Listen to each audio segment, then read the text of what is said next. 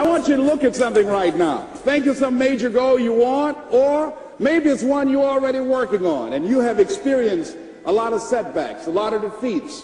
You've experienced a lot of disappointment. Maybe you've already given up. And maybe you just need a little fire, a little encouragement to get back in the game again. Here's what I want you to look at.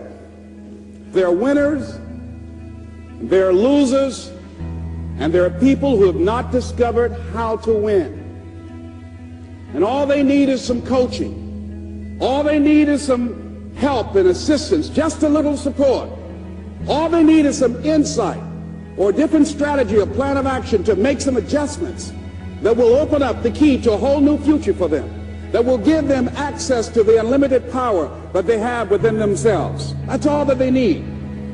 So what I want you to do is think about something you want for you, that's real for you, that's important for you, that will give your life some special meaning and power. And I don't even want you to say, I can do that. I don't want you to assume that. See, 5 years ago when I started out in this area, I would not have been able to make the mental leap that I would be up to where I am right now. I don't want you to begin to just psych yourself out. No. I want you to be able to say something to yourself that will enable you to maintain a level of integrity with yourself. That when you say this, even when you face tremendous setbacks, it will be a benchmark to keep you in the game, to keep you moving forward and experimenting and readjusting your strategy and your plan of action, continuously looking for ways to win. So what is that something? When you got an idea you want to move on, you might not have the money, you might not have the education, you might not have the support or the resources you need. What is that something that can keep us going, that will enable us to act on our dream? What's one of those keys that will begin to help us to discover the secrets to our dream? Here's what I want you to repeat after me, please, with power and conviction. Say, it's possible. That's all I want you to do when you look at your dream. Just say to yourself every day, it's possible. Just say that every day to yourself, it's possible. Because what does that do? See, it begins to change your belief system. See, the way in which we operate, ladies and gentlemen, it's a manifestation of what we believe, what's possible for us. Whatever you've done up to this point, all that it really is a duplication, it's a reproduction of what you believe subconsciously that you deserve and what's possible for your life. Most people operate out of their personal history, out of their memory, things they've done, things they've experienced, things they've seen, things that they have observed.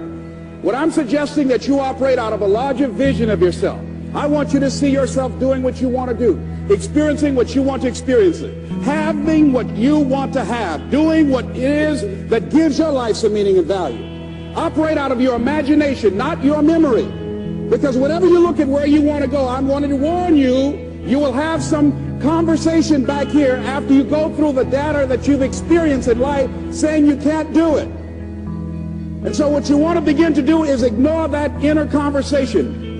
Well, most people, ladies and gentlemen, when something happens to them, what they do is they begin to believe that that's the way it is. That's the way it's always been. And they can't see the possibility of it being any different. Example. Before April 1954, the common belief, the universal belief, because it had been tried again and again and again and people had failed, the belief was that man was not physically capable of breaking the 4-minute barrier, that he could not run a mile in less than 4 minutes. That was the belief on the planet. It had never been done. But here's what happened, ladies and gentlemen. Roger Bannister came along, and he broke the 4-minute barrier. Now here's what's significant about that. Since that time, up to this day, over 20,000 people have done it, including high school kids. What changed? 20,000 people, what changed? Here's what happened when they got on the track. They knew it had been done. And because they knew it had been done, there was a new belief about this barrier, about this goal that was unreachable. And those 20,000 people got in a race believing, knowing in their heart that someone had done it, that it's possible that they could do it. And I'm saying that if you know anybody that had some goal, some dream, something they wanted to do, and they did it, then I'm saying that you know in your heart that if someone has done it, then you can do it. It's possible. And that if someone can make their dream become a reality, that it's possible that you can make your dream become reality. And so as you begin to look at where you want to go, beginning to embrace that, it's possible. I'm blessed and highly favored. I've got a lot going for me. I got some good stuff in me.